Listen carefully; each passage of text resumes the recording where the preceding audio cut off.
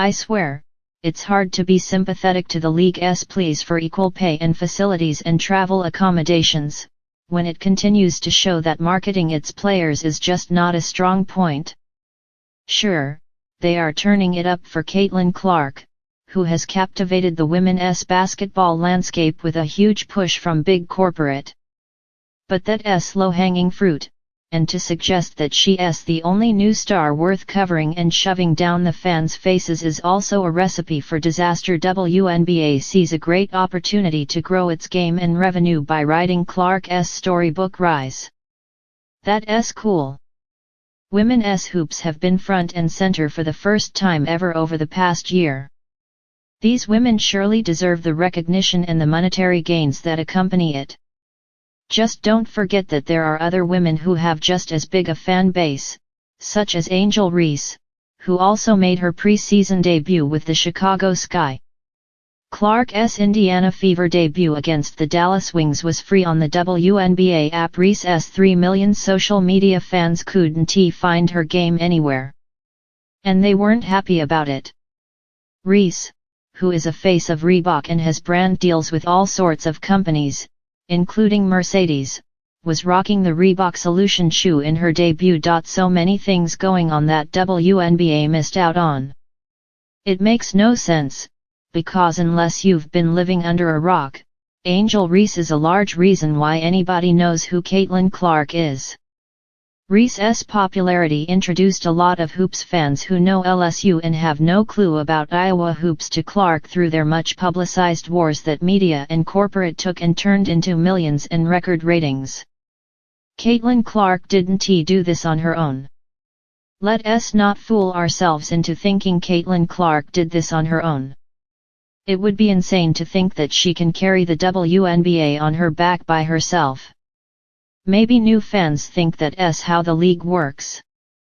The WNBA doesn't want to be considered a subordinate league to the NBA, even though the NBA is its main operating and funding source. But when you don't conduct your business correctly and then cry about being underfunded and ignored, it's actually embarrassing to everything you're building and makes it hard for your league to be taken seriously. Angel Reese livestream gets hundreds of thousands of views. Angel Reese fans were in an uproar that they couldn't see her first game.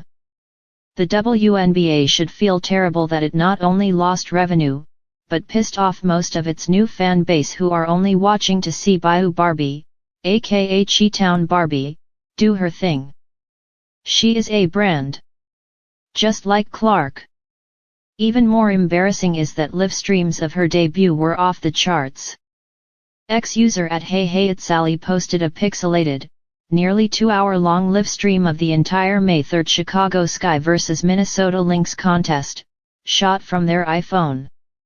The video currently has 1.5 million views on X. The user posted a photo of the live stream's viewer count and other metrics, captioning it, "Why all these are some of the wildest numbers." Wow. One streamer posted a photo of the statistics from their live Chicago Sky game stream. They recorded over 170,000 live views. Another streamer peaked at over 300,000 views for Reese's debut.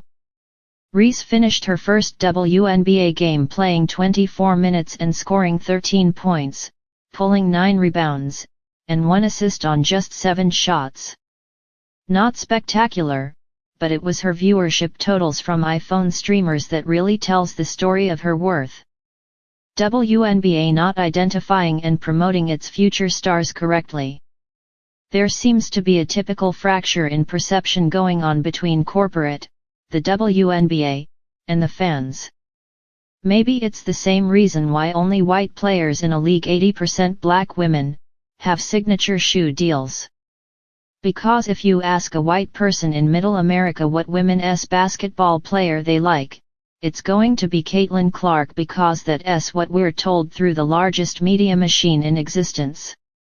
If you ask a black girl in Atlanta who she follows in the WNBA, she will say Angel Reese, and she probably follows her on IG and watches her conduct her off-the-court activities, which is what really attracts her fans. She has a crazy personality, and she has her own style. And she's a beast in the post who knows how to play championship hoops. From her fashion she was getting fly before they threw Prada and heels on Clark to make her look the part, to her flair, to her raw Baltimore determination. Reese attracts people. Despite being vilified and overlooked at times, she's been nothing but be graceful, thankful, and clear about her intentions in the league. There's an entire generation of girls who look like her and relate to her. Just as many of them playing ball in some youth league, looking for a WNBA jersey to buy from someone that they can relate to. That's Reese. The WNBA needs to wake up. Maximize your opportunities and don't forget about the different demographics and cultural dynamics within their growing fan base. It's a new day for the league, which requires a new way of thinking. If it believes it can sell new folks the old product or fail to give long-standing fans their best efforts in this moment, then it has no one to blame but itself for whatever issues they have, from salaries to endorsements.